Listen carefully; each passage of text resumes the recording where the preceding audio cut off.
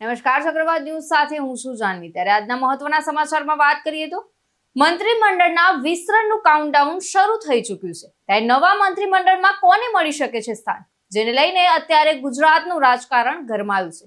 તો 2 દિવસ તમામ એમએલએને ગાંધીનગરમાં રહેવા આદેશ કરવામાં આવ્યા છે। ભાજપના દિગ્ગજ નેતાઓના અત્યારે ગુજરાતમાં ધામા છે। ત્યારે રાષ્ટ્રીય અધ્યક્ષ જેપી નડ્ડા પણ આજે ગુજરાત આવશે અને કેન્દ્રીય ગૃહમંત્રી અમિત શાહ પણ આજે ગુજરાતમાં આવશે।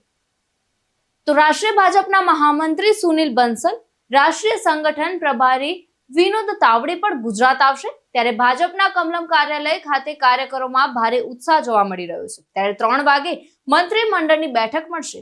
તો સીએમએ મંત્રીમંડળની બેઠક બોલાવી છે। 75% મંત્રીઓ કપાઈ શકે છે એવી આશંકાઓ પણ છે। તો હર્ષ સંઘવીને પ્રમોશન મળી શકે તેમ છે। તો ગુજરાતના રાજકારણને લઈને અત્યારે સૌથી મોટા સમાચાર સામે આવ્યા છે। જે દિવસની રાત સમગ્ર ગુજરાત અને ખાસ કરીને મંત્રીમંડળના લોકો જોઈ રહ્યા હતા, તે મંત્રીમંડળનું વિસ્તરણની પ્રક્રિયા હવે અંતિમ તબક્કે પહોંચી ગઈ છે। આવતીકાલે 17મી ઓક્ટોબરના રોજ મહાત્મા મંદિર ખાતે નવા મંત્રીમંડળની શપથવિધિ સમારોહ યોજાવાનો છે। તો આ સમારોહ બાદ તરત જ મુખ્યમંત્રી ભૂપેન્દ્રભાઈ પટેલની અધ્યક્ષતામાં નવી કેબિનેટની બેઠક પણ યોજાશે। તો મળતી માહિતી પ્રમાણે આજે 3 કલાકે મુખ્યમંત્રી ભૂપેન્દ્ર પટેલના મંત્રીમંડળની બેઠક મળશે। તો આ બેઠકમાં સીએમ ભૂપેન્દ્ર પટેલ સિવાયના તમામ મંત્રીઓ રાજીનામું આપી શકે છે। તો મંત્રીમંડળના વિસ્તરણનું કાઉન્ટડાઉન શરૂ થઈ ચૂક્યું છે। નવા મંત્રીમંડળમાં કોને મળી શકે છે સ્થાન, જેને લઈને અત્યારે ગુજરાતનું રાજકારણ ગરમાયું છે। 2 દિવસ તમામ એમએલએને ગાંધીનગરમાં રહેવા આદેશ કરવામાં આવ્યો છે। તો ભાજપના દિગ્ગજ નેતાઓના અત્યારે ગુજરાતમાં ધામા છે। ત્યારે રાષ્ટ્રીય અધ્યક્ષ જેપી નડ્ડા પણ આજે ગુજરાત આવશે અને કેન્દ્રીય ગૃહમંત્રી અમિત શાહ પણ આજે ગુજરાત આવશે।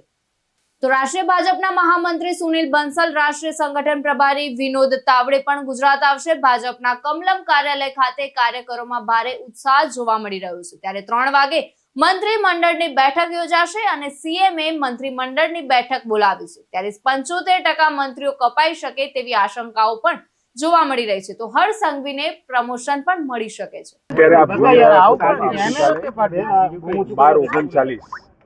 વિજય મુહૂર્તની અંદર નવા મંત્રીમંડળની શપથવિધિને થવાનું છે।